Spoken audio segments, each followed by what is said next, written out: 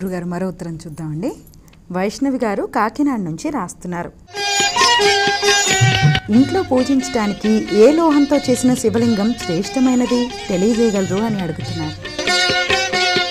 శివలింగములలో అనేకమైనటువంటి రూపముతో కలిగినటువంటి లింగములు ఉంటాయి. లోహముతోనే కాదు, మట్టితో చేసేవి ఉంటాయి.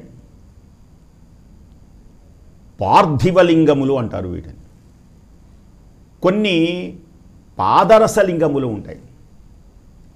కొన్ని లింగాలు బుద్ధికి నిదర్శనముగా ఉండడానికి మరకత లింగములు అని ఉంటాయి. అసలు మీకు అన్ని నవరత్నములతో చేసినటువంటి లింగాలు ఉంటాయి. బంగారపు లింగాలు ఉంటాయి. కొన్ని వెండి రకరకాలైనటువంటి లింగములు ఉంటాయి. మీకు మీ గృహములలో పూజ చేసుకోవాలి అనుకున్నప్పుడు అంటే వీటిని ప్రాకృతం పురుషం అని రెండు రకాలు అంటారు. ప్రాకృతం పురుషం శివపురాణంలో ఉపయోగించిన పదాలు ఇవి. పురుష వస్తువులతో కూడా పూజ చేయవచ్చు, ప్రాకృత వస్తువులతో కూడా పూజ చేయవచ్చు. అలాగే శివలింగాలు కూడా పురుషములు అంటే మనం ఈ పురుషుడు కాదు అక్కడ అర్థం. పురుషములు అంటే నిత్యము ఎప్పుడు శాశ్వతంగా ఉండేటువంటి వస్తువు అని అర్థం. ప్రాకృత వస్తువు అంటే ఇవేళ ఉండి రేపు వడబడిపోయేవి. ఇప్పుడు పురుష వస్తువులు అన్నాం అనుకోండి, వజ్రాలు, రత్నాలు, వైఢూర్యాలతో కూడా శివలింగ పూజ చేయొచ్చు. కాలం పాము చేసింది అలాగా. ప్రాకృత వస్తువులు అంటే పుష్పాలు అంటే ఇవేళ ఉండి రేపు ఎండిపోతాయి. ఏనుగు చేసింది అంటే మనం మారేడు దళాలని, పుష్పాలని, ఇవి ఇలాగూ పూజ చేయవచ్చు, అలాగూ పూజ చేయవచ్చు. అలాగే శివలింగాలలో కూడా బంగారపు లింగంతో పూజ చేయవచ్చు. అలాగే స్ఫటికలింగం పూజ చేయవచ్చు, మరకతలింగం పూజ చేయవచ్చు, పాదరసలింగం పూజ చేయవచ్చు. ఇవి కాక చెక్కతో ఉంటాయి కొన్ని, అవి చేయవచ్చు. వీటన్నిటిలో అన్ని రోజు చేయవచ్చు. అంటే ఇవి శాశ్వతంగా ఇంట్లో ఉంటాయి. బంగారపు లింగం మీ ముత్తాత పూజ చేశాడు, మీ తాత, మీరు పరంపరగా వస్తాయి. ఇవి కాక శిలాలింగములు ఉంటాయి. శిలలు, ఈ శిలలు దేనికని అన్నిటికంటే ఎక్కువగా శిలకు ప్రాధాన్యత ఇస్తారు, మరకతానికి ప్రాధాన్యత ఇస్తారు. అంటే ఎక్కువగా 80% శివలింగాలు చేస్తే ఇప్పుడు నేను చెప్పినటువంటి ఆ 20% వాళ్ళు బంగారపు లింగాలు, స్ఫటికలింగాలు చేస్తారు. స్ఫటికలింగ పూజ కూడా మంచిదే. ఎందుకంటే శుద్ధ స్ఫటిక రూపం అని ఉన్నది. శివుని యొక్క రూపం ఎలా ఉంటుంది అంటే శుద్ధ స్ఫటిక సంకాశం. అందుకని స్ఫటికలింగాన్ని పూజ చేస్తారు.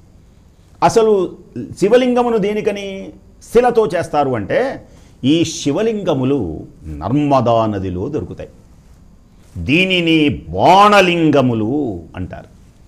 నర్మదా నదిలో, ఆ నర్మదా నదిలో నుంచి ధళం ధళం ధళం అని దూకుతుంటే అక్కడ శబ్దం పెడితే హర హర హర హర హర హర హర అని వినపడుతూ ఉంటాయి. దళదళ దళదళ హర హర హర హర. మన గొట్టంలో మన నీళ్లు ఉంటాయి చూడండి, గొడ గొడ గొడ గొడ అని వినిపిస్తాయి ఇవి. అక్కడ అలా కాదు, హర హర హర హర. గండకీ నదిలో సాలగ్రామములు ఉంటాయి. గండకీ నదిలో అవేమంటాయి? నారాయణ నారాయణ నారాయణ. సాలగ్రామములు విష్ణు స్వరూపంగా, ఈ నర్మదా నదిలో దొరికేటువంటి ఈ శిలలు శివస్వరూపంగా భావిస్తారు. అందుకని అక్కడి నుంచి తెచ్చుకున్నటువంటి శిలాప్రతిమలను పూజ చేస్తారు కొందరు.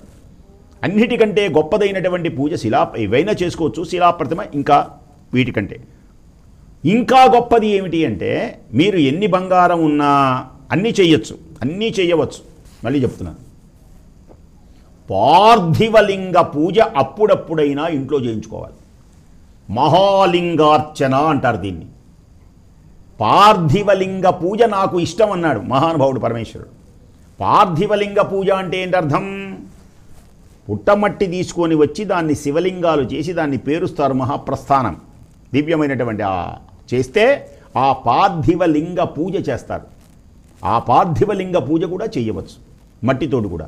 అసలు కొందరైతే రోజు అసలు ఇవన్నీ లేవు, ఈ లోహాలతోనే అవసరంలే, ఒక అలా పుట్టమట్టిని తీసుకొని వచ్చి అరచేతిలోనే పెట్టుకొని, ఒకవేళ నీకు ఇల్లు ఖాళీ లేకపోతే, నీకు కుదరకపోతే, ఏ నది ఒడ్డు నువ్వు ఎక్కడైతే స్నానం చేస్తున్నావో, నువ్వు అరణ్యంలో ఉన్నా, దోవ మార్గంలో ఉన్నా, ఎక్కడ ఉన్నా, ఒక్క శివలింగం అలా తీసుకొని వచ్చి ఓం నమ శివాయ ఓం నమ శివాయ 5 సార్లు అలా నీళ్లు గనక పోసి ఆ శివలింగమును, ఆ మట్టితో ఉన్నటువంటి శివలింగాన్ని పూజ చేసినా పరమేశ్వరుడు ఆనందిస్తాడు.